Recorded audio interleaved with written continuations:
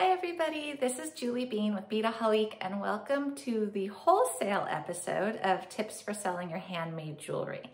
So wholesale versus retail, real quick. Retail, you're selling it to the end customer who's gonna wear it and love it. So maybe you're selling online at an Etsy shop or your own website or a craft or art fair.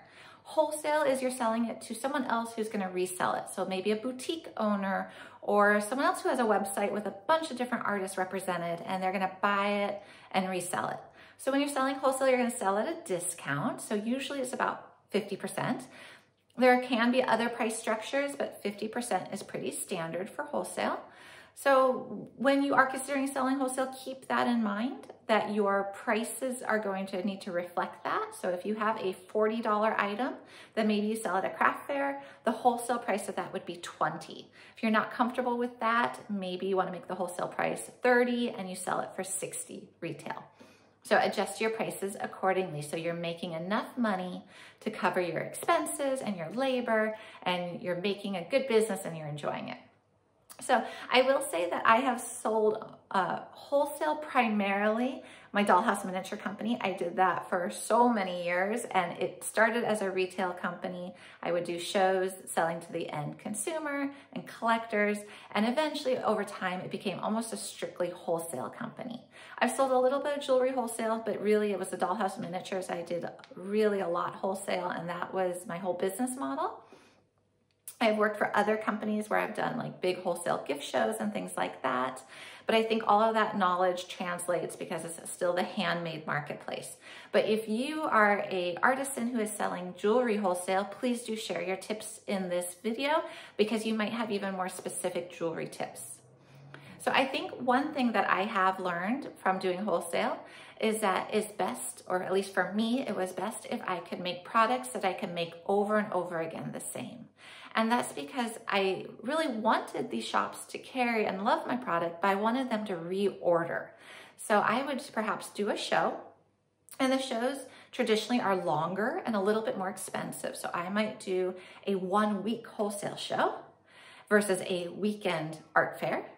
That 1-week wholesale show has a big booth set up, or at least for me it did, it had a big booth set up. And then the shops would all come in, they would all be registered, and then they would all have their resale licenses and things like that, and it would be strictly wholesale. I did more volume. So instead of selling one item to one person, I might sell 20 items or 40 items to one person. But I wanted to not just have that one sale, I wanted it to be repeat customers. So if I created all one-of-a-kind items, that's wonderful, but they can't reorder a one-of-a-kind item. If I made a collection of jewelry that I photographed and I had notes on of what I used, or of dollhouse miniatures in a lot of my case, I could remake that. They could call me up or send me an email and say, I want 5 more of this. I want 8 more of this. I want 10 more of this. And I had a standard thing that I could remake time and time again. And then they would know exactly what they're getting. I would know my expenses on it.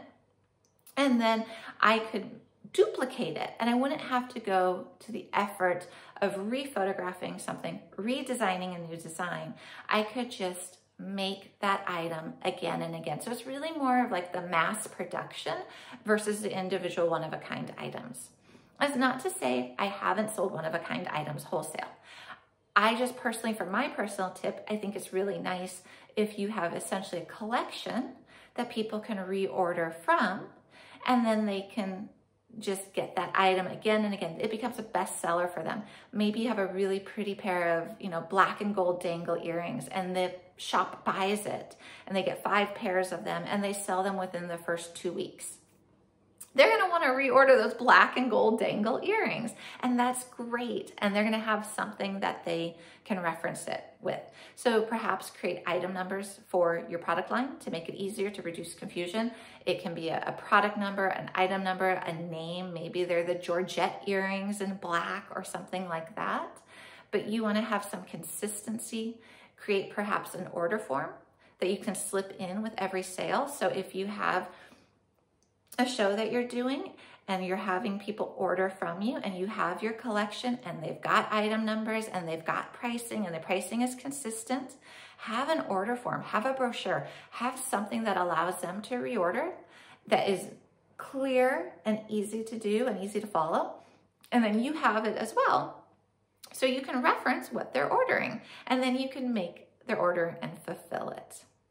So another thing about wholesale that I like is you can also order your supplies, get them ahead of time, know exactly what you need and know how much it's going to take. You can break apart supplies too. So let's say you are making earrings using a lovely gold earring hook.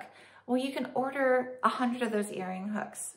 Or you can then, break it down as less expensive per earring hook because you're able to order it in a pack of 25 or a pack of 50, which we do have on the Beadaholique website. You can order these supplies in larger quantities. You'll notice some of our earrings are just by the pair, but some of them are larger quantities too, which is really nice if you are making these larger quantities to sell wholesale.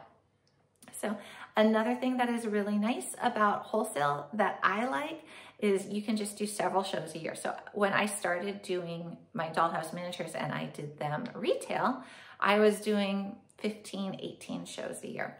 When I went to wholesale, I only did 2 shows a year. And then I just did follow up with my customers. So it reduced my show expenses, it reduced my travel expenses, and it made it so that I just had 2 things I was working for every year, and then I did that, and then I would sell, and then hopefully get reorders throughout the year.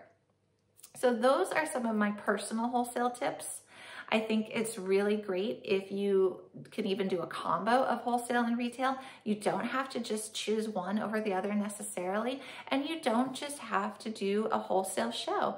Maybe you're not ready to do a big wholesale show. Maybe you just want to start dabbling in it. You can approach boutiques. Boutiques often are looking for artisan jewelry. You can go in there, you can ask when the buyer is going to be in or the owner. A great way to see if it might be a good fit for you is to visit the shop yourself and see what they're carrying.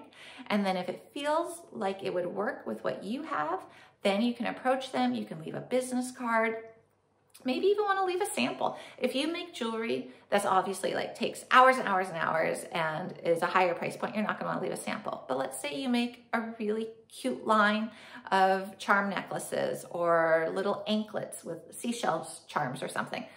Maybe that's part of your marketing expense is you leave one for the owner with your brochure, with your prices and your contact information.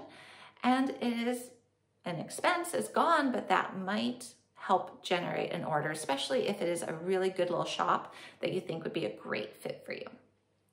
So those are a couple of my quick wholesale tips. I hope they helped. It is a lot of fun. I do really like wholesale. I think it's a great avenue. There's so many shops out there.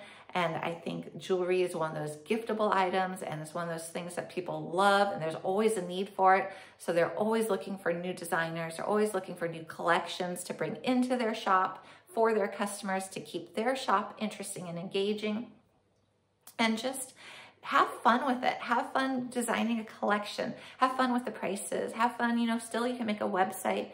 You can password protect certain pages. It's not that hard to do so that only shops can see your wholesale prices. You can do different things like that to help to build your business. So if you want to do wholesale and you have questions, please leave them in the comments section of this video. If you are doing wholesale for jewelry, please leave your tips in the comments section of this video. I think it's really fun to see those.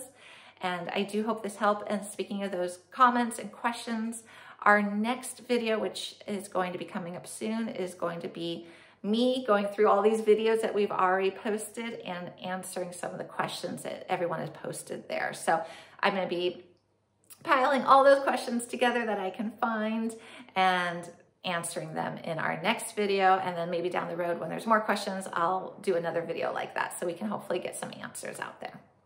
Thank you for watching and I will see you in the next video. Bye everyone.